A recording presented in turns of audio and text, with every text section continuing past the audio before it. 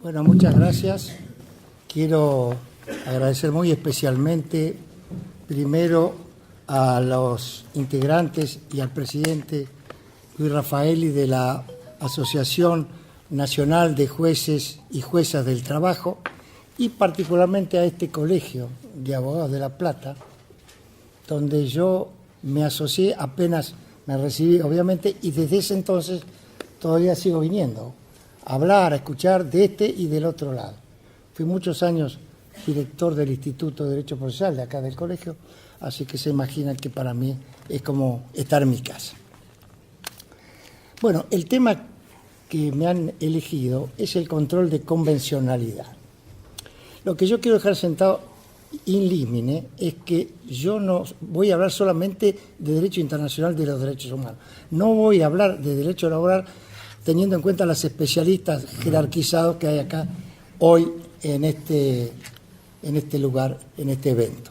Así que vamos a hablar del control de convencionalidad y de la importancia y el efecto de los tratados sobre derechos humanos que impera en la Argentina como consecuencia, primero, de la Constitución del 94, en la reforma del artículo 75, inciso 22, y sobre todo, y esto me parece que es muy importante, en especial para los abogados jóvenes, de conocer la jurisprudencia de la Corte Interamericana. Porque esta entidad siempre dice en su fallo que como no hay protocolos adicionales como en el derecho europeo, que ha ido actualizando las normas internacionales de la Corte de Estrasburgo, es necesario, a través de la jurisprudencia, integrar el sistema. El que lee el Pacto de San José de Costa Rica hoy se va a quedar con menos de la mitad del derecho viviente, y estoy refiriéndome, por supuesto, al derecho interamericano. Recuerden ustedes que este pacto se gestó por allá por el año 48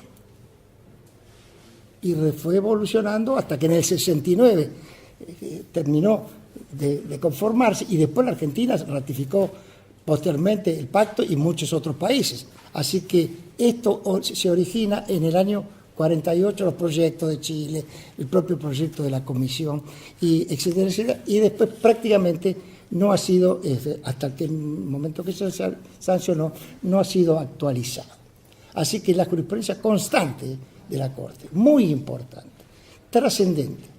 Y yo quiero señalar a Vinicio, como dije, que en puridad de verdad, estos fallos, a través de los propios pronunciamientos de la Corte y sobre todo de la incorporación de los tratados al derecho interno, que tienen un doble efecto. Primero, un control de convencionalidad a través de la Corte y de la Comisión, que no es un órgano propiamente jurisdiccional, pero que emite informes que algunos de ellos tienen jerarquía de sentencia. Y la Corte lo ha dicho reiteradamente, cuando hablo de la Corte, hablo de la Corte Interamericana, reiteradamente dicho que hay que también tener presente los fallos, entre comillas, las decisiones, que no son fallos, de la Comisión Interamericana de Derechos Humanos. Esta comisión en Europa ha desaparecido y ha quedado solamente el Tribunal Europeo de Derechos Humanos. Yo quiero aclarar, para no confundir, ¿no? Estoy hablando de Derechos Humanos y del Tribunal justamente que se ocupa de esta problemática, no el otro, con sede en Luxemburgo, el Tribunal Europeo de Derechos Humanos, que se ocupa más bien de los temas económicos, especialmente entre los Estados. Por eso nosotros, cuando hablamos de la Corte, tenemos que tener mucho cuidado a cuál nos referimos. Yo estoy siendo fiel a la Corte Interamericana, no voy a hablar de las demás, pero tenemos la Corte Internacional de Justicia, la Corte Penal Internacional, la Corte de Costa Rica, la Corte Europea de Derechos Humanos y la Corte Africana. Así que tenemos varias cortes, no quiero confundir. Yo quiero poner en resalto entonces la importancia que tiene todo este control de convencionalidad en el derecho nacional, porque los fallos de la Corte son obligatorios para el país. Lo ha dicho para el Estado argentino, para los tres poderes del Estado. Ya vamos a ver por qué. Y la Corte lo ha repetido reiteradamente. Costó esto, porque durante mucho tiempo la Corte argentina, inclusive Fay, con su gran sabiduría, fue uno de los reacios a conocer o admitir la obligatoriedad de los fallos de la Corte Interamericana. Ahora, ¿qué sucede? Cuando hablamos de obligatoriedad, ¿qué pasa? Por supuesto, ustedes ya lo saben, acá no hay una policía, no hay nadie que lo venga a hacer cumplir, pero la Corte informa a las OEA todos los años los fallos que se han cumplido o los que no se han cumplido.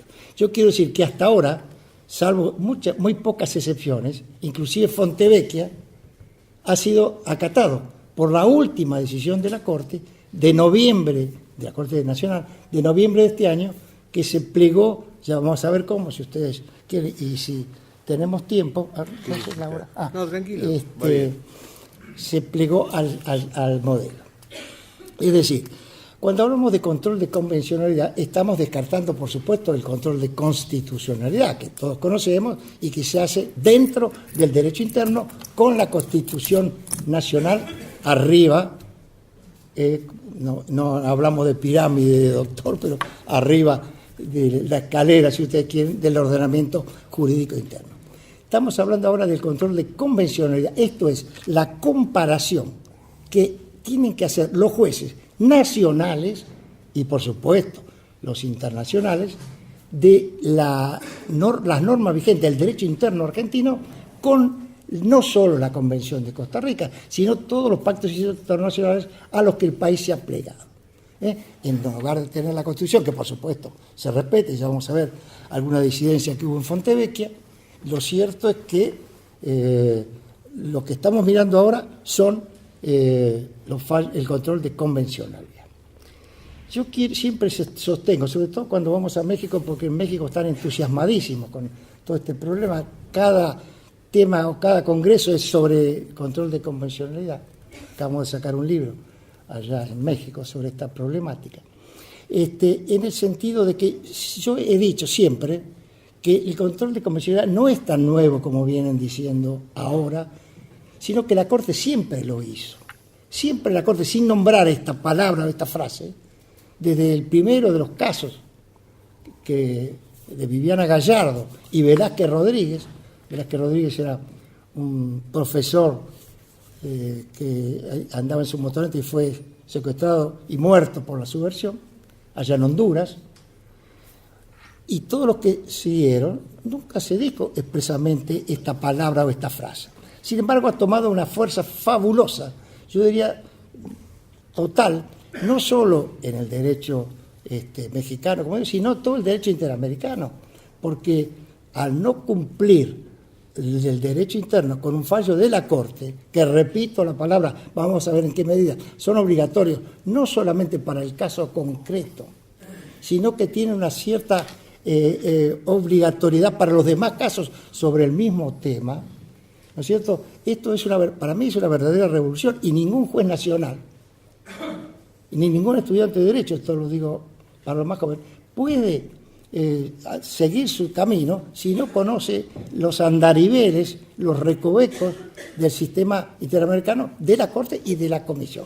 Ahora tiene mucha importancia la Corte, pero no se olvide usted que la Comisión nació con el pacto, mientras que la Corte ha sido por adhesión posterior, cada país fue adheriéndose. Así que todo esto forma un conjunto de reglas, sobre todo, lo ha dicho la Corte Interamericana en los últimos tiempos, de ciertos estándares jurídicos que el derecho interno tiene que acatar, tiene que cumplir. ¿Por qué? Porque si no, dicta una norma inconvencional. ¿Y qué pasa? Pasa como sucedió ahora en Fontevecchia. ¿Cómo terminó? Después lo voy a explicar. La Corte Argentina tuvo que dejar una constancia que ese fallo es inconvencional y prácticamente lo mandó a la basura.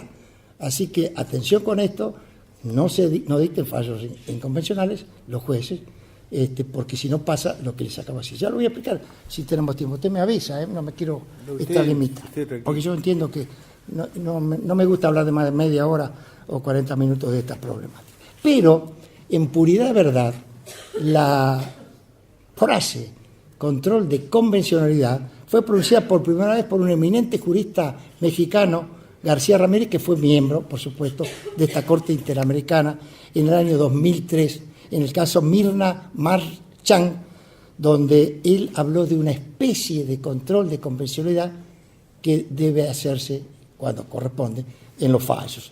Esta era una técnica guatemalteca que había sido también muerta por los militares en el año 1999-2000. Y después, el fallo tan citado que ustedes conocen, por supuesto, que es Almonacid Arellano contra Chile, del año de 2006, donde también se habló ya de una especie de control de convencionalidad, siempre hasta ahora pronunciada la frase por el presidente, por el presidente que dejó de serlo, García Ramírez. Pero finalmente, a posteriori, ya con todo la Corte completa, en el caso se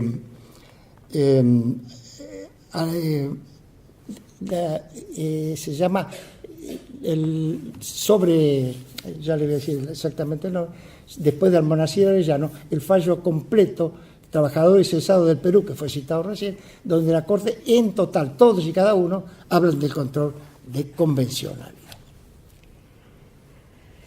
¿Qué quiere decir esto? Bueno, esa comparación que hay que hacer entre el derecho interno y el derecho internacional a través de los tratados ratificados por la Argentina. Y llegó a tanto la Corte en los últimos tiempos que ha dicho que se puede hacer de oficio,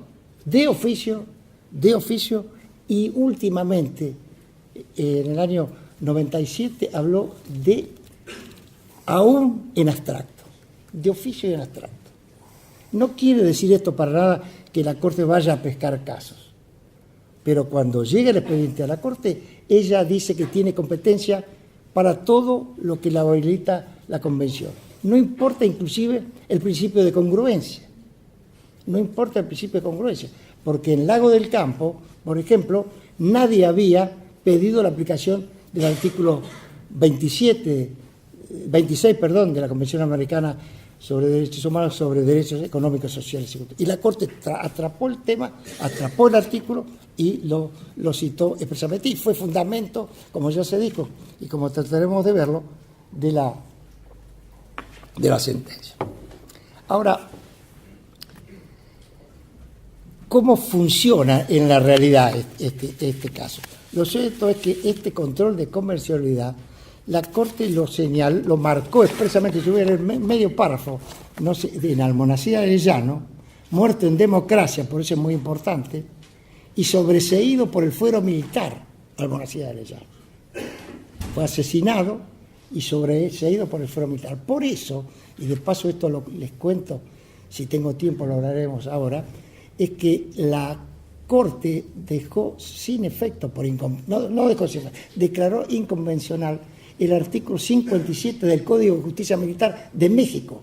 Y a raíz de esta declaración de la Corte, México modificó su propia constitución, en el caso Radilla Pacheco, permitiendo a partir de entonces, eso no lo quiero decir tan rápido, pero lo anticipo por lo menos, cambiando todo el sistema mexicano, que era un control concentrado a través del amparo.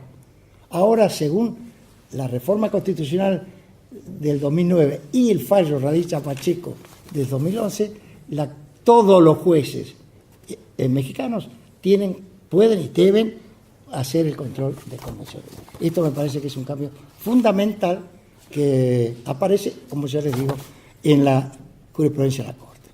Y en Almonacid Arellano dijo la Corte que es consciente que los jueces y tribunales internos están sujetos al imperio de la ley y obligados por ende a aplicar las normas vigentes en el ordenamiento jurídico interno. Pero cuando el Estado ha ratificado un tratado como el Pacto de San José, sus jueces de acá, como parte del aparato estatal, también están sometidos a él, lo que los obliga a velar para que los efectos de la Convención no se vean mermados por la aplicación de normas jurídicas contrarias al objeto y fin. En otras palabras, el Poder Judicial debe ejercer un control de convencionalidad de las normas jurídicas internas que aplican a los casos concretos y a la Comisión Americana sobre Derechos Humanos, a Monacid Arella. Yo les quería poner de relieve que ¿quién ejerce este control de convencionalidad? Primero, todo el derecho interno de convencionalidad. No es necesario acudir a la Corte Interamericana. La Corte dicta 220 fallos por año. No se puede ir con todo a ella o a la Comisión primero, como es obligatorio, sino que tienen que los jueces conocer los estándares jurídicos que fija la Corte para de esa manera poder aplicarlo y sin llevar continuamente esta falta. Si se aplica la jurisprudencia de la Corte, posiblemente no tengamos que pasar todo ese tiempo, porque hay que agotar primero los recursos internos, agotamiento de los recursos internos conforme al artículo 46.1 de la Convención Americana, terminar con el último escaño que corresponda dentro del país, después dentro de los 6 meses pasar por la comisión, y en un proceso que dura 4 o 5 años, y después, si la comisión quiere, que es la única que tiene el poder de iniciar el fallo ante la Corte Interamericana, si la comisión quiere, pasa el fallo a la Corte. Así que estamos hablando en total de 10 o 12 años. Fontevecchia llevó casi 15 años de tratamiento, desde el primer fallo de la Corte Argentina hasta que concluyó hace muy poco. Entonces, este control de constitucionalidad, el más importante es el primario, que se hace antes de agotar, durante el agotamiento de la vía pertinente. Es el control primario. Y luego viene, sí, el control secundario, pero la Corte misma ha dicho, Interamericana, yo no soy controlador de los jueces nacionales, yo controlo los fallos en la medida de que no se aplique en concreto los tratados sobre derechos humanos, las normas pertinentes que corresponden. Entonces, ¿sobre qué normas se ejerce el control dentro del país? Ya lo he anticipado, sobre todas las normas de carácter supranacional que el país haya tomado como adhesión. Sobre todas las normas nacionales también se hace el control, y sobre los criterios o estándares que acaba de señalar. ¿Y quiénes los llevan a cabo? Atención que acá ha habido una extensión que ha hecho la Corte progresivamente, conforme al artículo 29 del Pacto San José de Costa Rica. Primero, sus jueces, ustedes me escucharon decir, 2006, sus jueces. Pero después dijo todo el Poder Judicial, porque en algunos países el Tribunal Constitucional no son jueces, por ejemplo. Y los vinculados a la Administración de Justicia, los órganos vinculados a la Administración de Justicia, aunque no sean jueces. Ven usted como la pelota se va estirando, se va desinflando. Primero jueces, después todos los integrantes del Poder Judicial, después los órganos vinculados, que pueden ser órganos administrativos, inclusive a la Administración de Justicia, y de los 3 poderes del Estado. Ahora agrego otro párrafo más. Los 3 poderes del Estado. Siempre se habló de que el control de convencionalidad lo hacían los jueces, pero después la Corte ha dicho, atención, que en determinadas circunstancias, no solo los jueces, sino todos los órganos, inclusive voy por parte, primero el Poder Legislativo. Por supuesto que el Poder Legislativo no juzga, no va a declarar inconvencional una norma en un juzgamiento, pero no debe dictar normas inconvencionales. Las leyes deben ser de conformidad con los tratados argentinos, los tratados a los que se ha plegado la Argentina. Atención, el Poder Legislativo también lleva a cabo pasivamente un control de constitucional. Y también, por supuesto, el Poder Ejecutivo, porque en algunos casos emite cuasi sentencias o decisiones, y también cuando dicta normas reglamentarias, también debe aplicar este principio de convencionalidad. Así que vemos, queridos amigos, que aquí se ha contorneado una especie de casación regional. Estoy hablando del sistema interamericano. Una especie de casación regional. La Corte no casa sentencias, no deja sin efectos. Por eso yo he visto artículos y artículos hablando de la Corte Interamericana como cuarta instancia. No, hay una especie de casación nacional para unificar, como decía Pascal, la jurisprudencia, en este caso la jurisprudencia de la Corte. Eminentemente que, y esto lo quiero repetir, no deja sin efecto fallo. Solamente lo hizo alguna vez en el caso del Perú, pero ya lo vamos a ver, pero generalmente la Corte lo único que dice, este fallo es inconvencional y manda a indemnizar y después lo sigue porque supervisa el cumplimiento de la sentencia, como luego veremos. Entonces, recuerden esto, la Corte no es una cuarta instancia, no modifica los fallos, dice si está bien o está mal, y en su caso señala qué es lo que ha pasado o qué norma se ha dictado por que comete la injuria de ser inconvencional.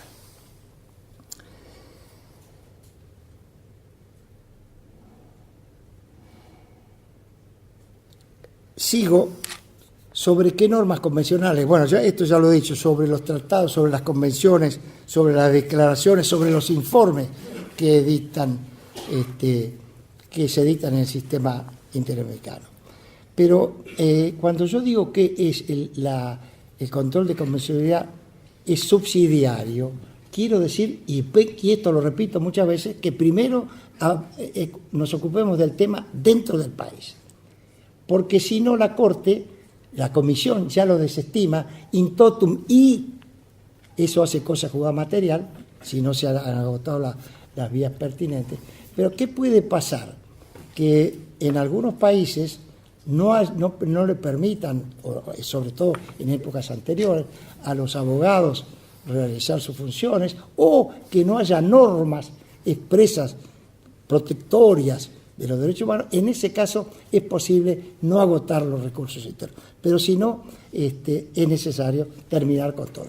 Yo quiero traer a colación un caso de Venezuela, antes de que se vaya de la Convención, porque ya sabemos que algunos países, no todos, muy pocos, se han retirado. El caso Bregover Carías, un profesor muy conocido en el ámbito interamericano, un profesor justamente peruano, en el caso muy trascendente, Bregover Carías contra Venezuela, perdón, yo dije venezolano quiero decir, contra Venezuela, y la Corte que hizo acá, para mí se equivocó, tramitó todo el expediente ante la Comisión y cuando llegó al Tribunal Supremo Regional, ella dijo, no, acá no se han agotado, por mayoría, aquí no se han agotado los recursos internos. Lo que pasa que la minoría, integrada por Ventura Robles y Ferrer MacGregor, que hoy es el presidente de la Corte, otra eminencia como jurista y como constitucionalista mexicano, en disidencia de ellos dijeron, no, ahí en Venezuela no se podían agotar los recursos. Primero que los militares no permitían las acciones, segundo que Bregover Carías se tuvo que ir del país y consecuentemente aquí no se ha cumplido a cabalidad con el agotamiento de los recursos internos, porque hay, la Convención lo dice, hay ciertas imposibilidades de derecho o de hecho que permiten, porque si no sería muy fácil. El gobierno desecha todo, no puede ir nunca a la Comisión. Yo creo que esto queda claro, ¿no es cierto? El caso Bregover Carías. Hay que acordarse de este tema. Ahora, cuando yo les había dicho a ustedes que la Comisión ahora también trabaja en abstracto, quería traer un caso concreto para no hablar de meros principios generales. El caso fue el siguiente. Suárez Rosero fue un hombre, parece que ni siquiera era vendedor de droga, que lo encontró la policía quemando drogas o quemando cosas, hojas, papeles, no se sabe qué. lo metieron preso, tuvo mucho tiempo preso. No tanto, porque después también hay, pero eso no me voy a meter ahora, ahí la Corte también habló sobre la duración del proceso. Y resulta que ¿en qué terminó la Corte tratando? ¿Qué tema trató? Particularmente el artículo 114 bis de la Constitución del país Ecuador, que no permitía a los presos por drogadicción o por vender droga compartir los establecimientos con los demás presos comunes. Y aquí la Corte dijo, atención con esto porque puede pasarnos en el país, no puede haber discriminación por la condición de ser juzgado, ni siquiera condenado, por el tema de narcotráfico. Y ojo, que esto se aplica a todo, es decir, los narcotraficantes tienen derecho a ser juzgados como cualquier otro individuo, conforme a las reglas que corresponden. Sobre esto quiero rescatar un libro del autor ecuatoriano Rey Cantor, que hace todo un estudio de la necesidad o de la posibilidad de trabajar en abstracto.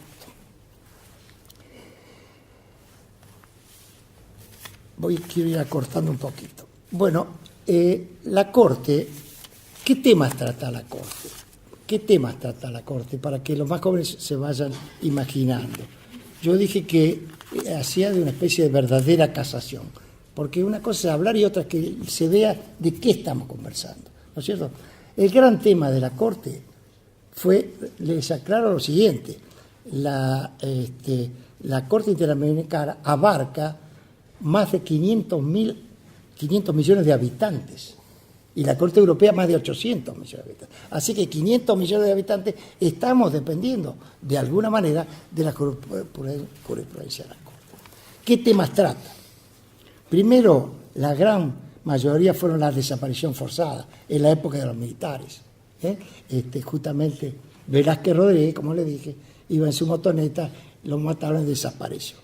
Gran cantidad de juicios. Después, con el tiempo, se ocuparon de la ejecución forzada, de la ejecución forzada, que hubo muchísimos, de la ejecución forzada, de lo que voy a hablar si tengo tiempo más adelante.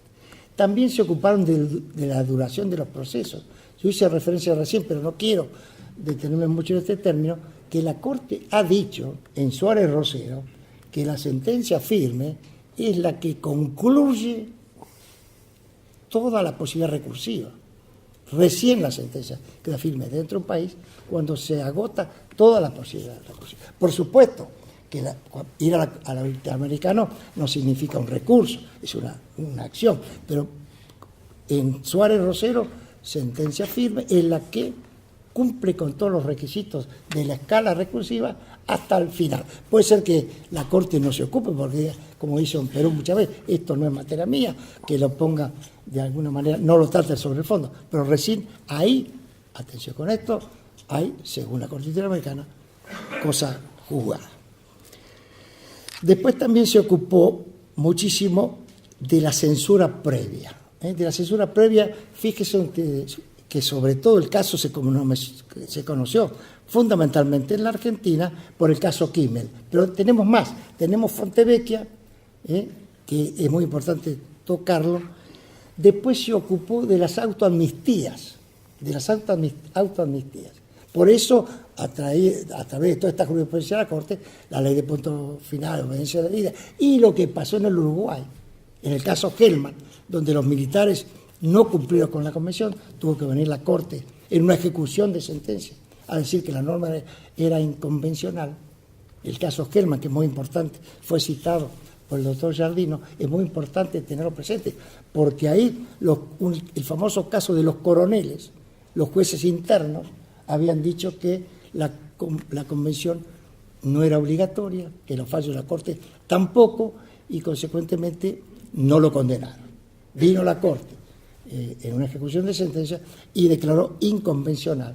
Eso sería motivo de una explicación muy larga, de una conversación, más de una explicación que por supuesto, no me voy a dedicar ahora. Quiere decir que las autoamnistías desaparecen por los fallos, por los efectos que producen los fallos de la Corte Interamericana de Derechos Humanos. También se ocupó mucho de la doble instancia, porque algunos han pensado que la doble instancia se aplica a todos los procesos.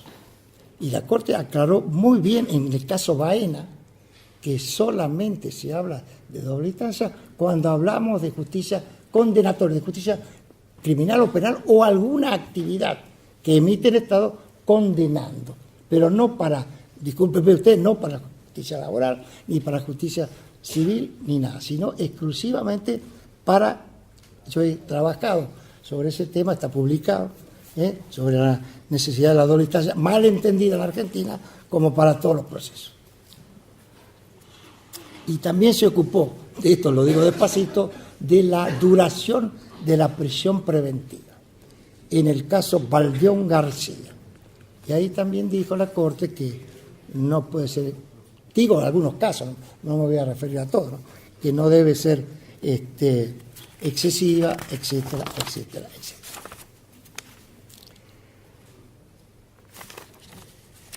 Bueno, siguiendo con los fallos de la Corte, también se ocupó de sanciones administrativas. Por ejemplo, en el caso de los trabajadores estatales, el caso Baena Rodríguez, del acceso a la justicia. Muy importante, el artículo 8, y concordancia con el 25 del pacto, muy importante porque la Corte fijó jurisprudencia en muchos casos, pero en un caso argentino. ¿Se acuerdan ustedes el caso Cantos, que duró muchísimo, 10 años? Bueno, Cantos había sido en Santiago del Estero, una desapoderamiento de los bienes, etcétera, etcétera, de una persona, justamente Cantos, que después fue diputado nacional. Pero el tema importante ahí no fue el caso en concreto que les estoy hablando, que se ocupó de eso, pero lo más importante para que la jurisprudencia argentina lo haya tomado fue que originariamente se habían fijado unos honorarios de 114 millones de pesos. Esto cayó a la Corte y la Corte dijo que semejante regulación había sido inconvencional. Y de paso le digo que este caso Cantos pasó por varias instancias argentinas, por supuesto, desde ya interamericana, y ahora, este año, ha sido archivado. Uno de los casos que terminó porque el Estado cumplió lo que había que hacer, devolver el dinero, etcétera, etcétera, y el caso fue archivado.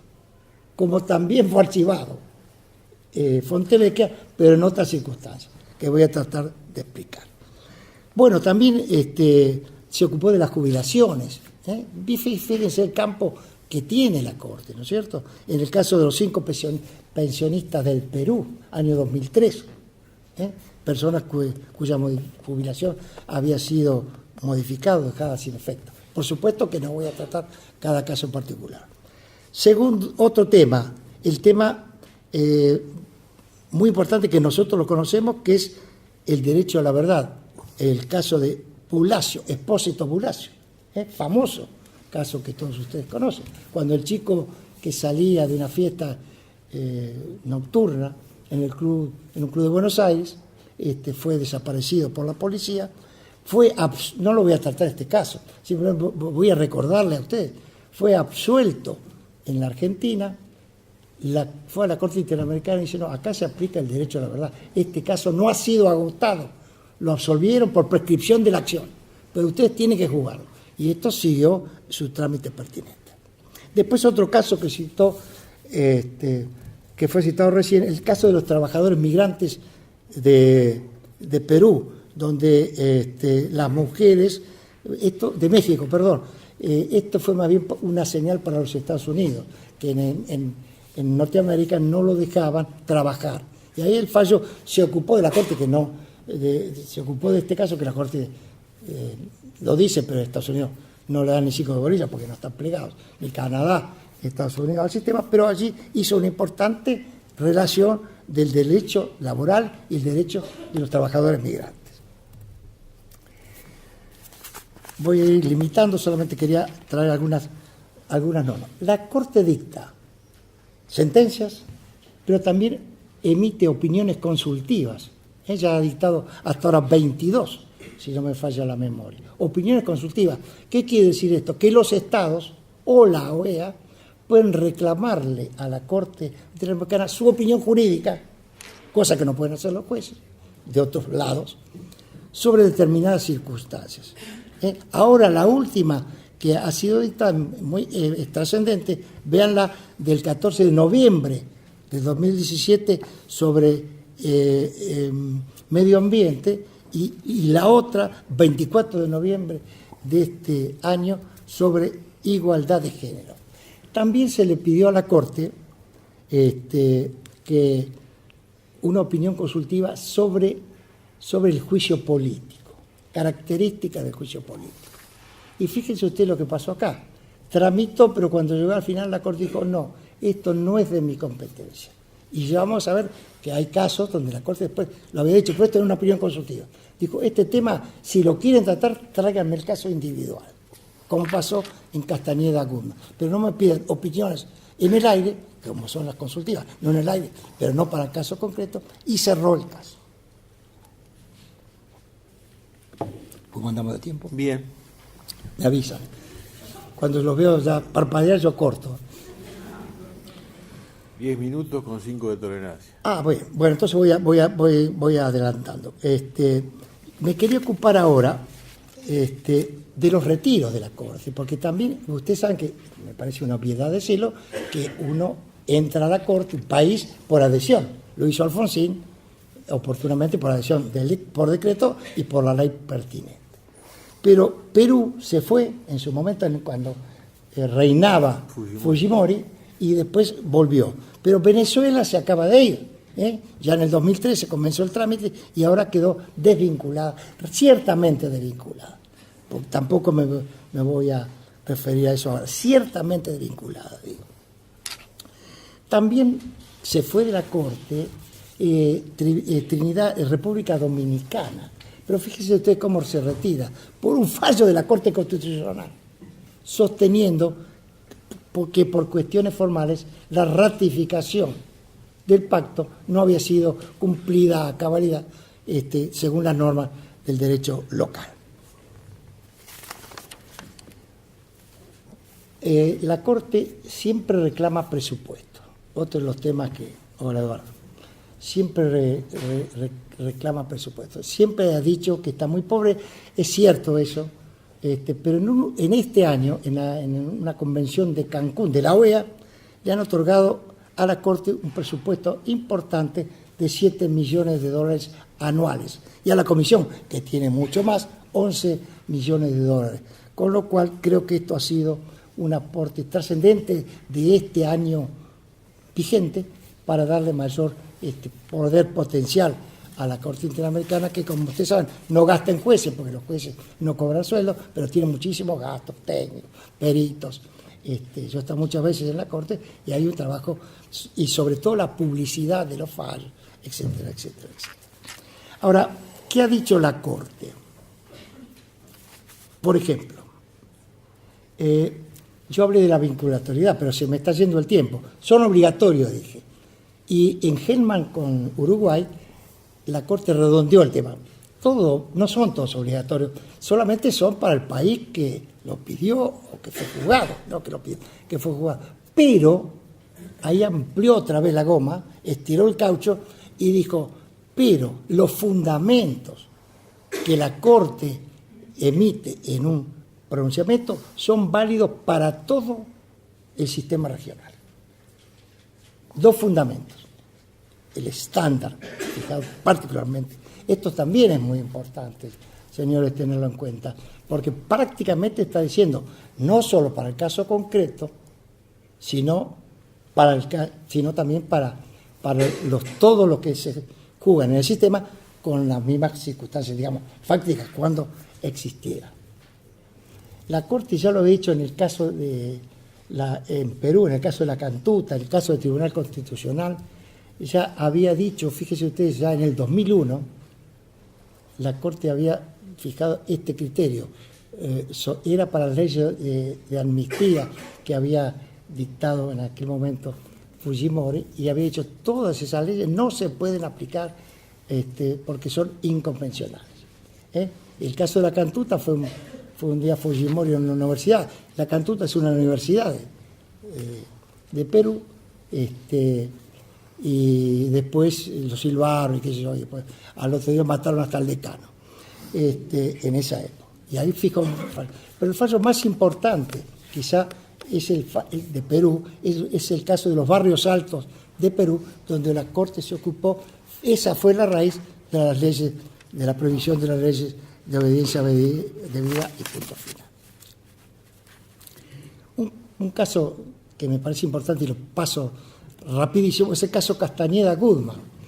Fíjese usted que Castañeda-Guzmán quería ser candidato a presidente en México y le prohibieron porque no tenía partido político. Algo pasó, pero ya no tengo tiempo de citarlo, justamente en sentido contrario en el caso Yatama contra Nicaragua. Pero en este caso la Corte dijo: yo de esos temas no me ocupo, solamente son temas eminentemente políticos que el Estado, ahí sí aplicó el margen de apreciación nacional, que el Estado lo puede requerir, no me lo traigan a mí. El margen de apreciación nacional es un criterio muy estricto, la Corte no lo larga, ella es la que juzga, pero en algunas circunstancias, como esta, un tema eminentemente político, ¿cuánto falta? ¿No terminó? No. Bueno, Yo le digo. En ese caso, la Corte, lo único que dijo la Corte, y esto también es trascendente para la Argentina, que los temas sobre juicios, sobre partidos políticos y todo, que tengan una influencia en ese sentido, deben regularse y juzgarse con celeridad. No puede estar un caso de este tipo en mucho tiempo sobre los estrados judiciales. Después quería hacer una sola referencia muy rápida a Radilla Pacheco, porque en Radilla Pacheco ya lo dije, pero en Radilla Pacheco se modifica todo el sistema constitucional mexicano y se permite el control de constitucionalidad por parte de todos los jueces. Bueno, y ahora quería hablar dos palabritas, si me dejan ¿cuánto tenemos? Tiene tiempo. Bueno, de Fontevecchia, porque Fontevecchia ha sido muy importante para Argentina. ¿Por qué? Porque termina en dos partes este fallo. Finalmente la Corte Nacional admite tácitamente su error y cierra el caso, ya lo adelanté, diciendo que la Corte le había ordenado dejar constancia que ese fallo era inconvencional. Dejó un fallo muerto, como dije recién, pedañando en el aire, que no existe. Pero ¿cómo este fallo cómo empieza? Es muy importante porque aquí están en juego dos principios fundamentales del derecho internacional, de los derechos humanos. El artículo 11 del Pacto de San José, libertad ¿cómo? ¿De prensa? Sí, el 11 que hace a la intimidad y el 13 a la libertad de pensamiento. El caso fue que Menem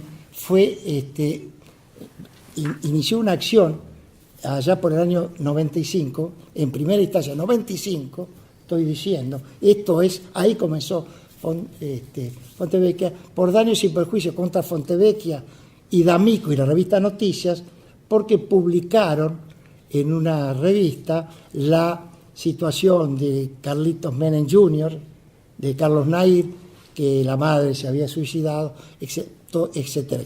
Todo eso produjo una acción por parte de Menem que fue en primera instancia acogida, la Cámara la revocó y la Corte Argentina la Corte Argentina hace lugar a la acción y condena a la revista y a los editores a pagar una suma determinada. Eso fue en el año 2001, fallo de la Corte Argentina. Después este expediente anduvo tramitando por la comisión, como les dije a ustedes, por la Corte y por todos lados, interamericanos me refiero, hasta que llegó una opinión, una supervisión en el año 2017, donde la Corte dijo que esa norma era absolutamente inconvencional porque regía más que el artículo 11, el artículo 13, sobre la libertad de expresión en este caso, en asuntos públicos, porque la Corte dijo, Menem, presidente de la Nación, el caso de él no era un tema particular, es un caso público, y por ende el derecho de expresión ahí rige en toda su amplitud. Esto es muy importante tenerlo presente, que después la Corte lo vuelve a repetir. Año 2017. ¿Qué hace la Corte Argentina? Ustedes lo saben. Posteriormente dice que en un largo fallo, que por supuesto no voy a traer a colación, dice que la Corte, si bien dicta fallos obligatorios, no tiene competencia. Atención con esta dicotomía. Es obligatorio su fallo. Me dicen que Fontevecchia es inconvencional, pero no tiene competencia para dictar estos temas. Esto fue 4-1 por mayoría, porque Maqueda fue el único que hizo minoría, pero Lorenzetti, Hayton de Orozco, Rosati, sobre todo Rosati, aplicó una teoría muy individualista, muy de derecho privado, haciendo privar o primar el artículo 27 de la Constitución Nacional sobre los tratados internacionales. Sobre todo sobre el artículo 27 de la Convención de Viena sobre el derecho de los tratados, que no permite, bajo ningún punto de vista, utilizar una norma interna para dejar sin efecto o para no acatar un tratado. Así que fíjense ustedes que esto que empezó en el 95 termina ahora, casi termina. Yo ya hablé con la Cancillería, el caso todavía no está cerrado. ¿Qué sucede? Cuando la Corte insiste en que Interamericana, que hay que cumplir el fallo, la Corte dijo, Argentina dijo esto, no tienen competencia. Se equivocó de punta a punta la Corte. Yo lamento muchísimo, porque la Corte anterior había acatado todos los fallos sobre esta problemática, nunca había dicho nada. Pero esta integración, por mayoría, dijo que la Corte Interamericana no tenía competencia. Hizo una división entre obligatoriedad y competencia de la Corte.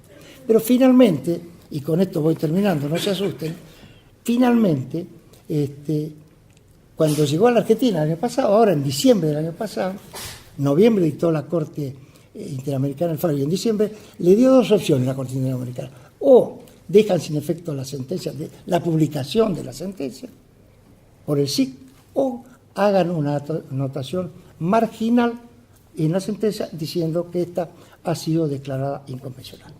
La Corte, en 4 palabras, Argentina, bárbaro, dijo, este fallo prefiero elegir la segunda, la anotación marginal, y declaro consecuentemente que según la Corte Interamericana este fallo es inconvencional y el fallo quedó archivado. Esto es para hablar, no una hora, muchas horas, pero yo con esto voy terminando porque remarco el error fundamental. Con Rosati habíamos tenido alguna discusión en la convención porque él estaba por una teoría más digamos, nacionalista, si ustedes quieren, sin darle tanta importancia, no es que no le se los dé, pero con menor importancia de los tratados internacionales. Él habló de la cláusula soberana del artículo 27 de la Convención de la Constitución Nacional, que estaba por encima porque no permite que cualquier corte, que no es cualquiera, sino la Interamericana, dicte fallos sobre los que no tiene competencia. Los artículos 62, 68, los doy por alto, dicen expresamente el pacto que los fallos son obligatorios y que hay que cumplirlos. Bueno, señores, les agradezco la amabilidad. Con esto termino. Muchas gracias.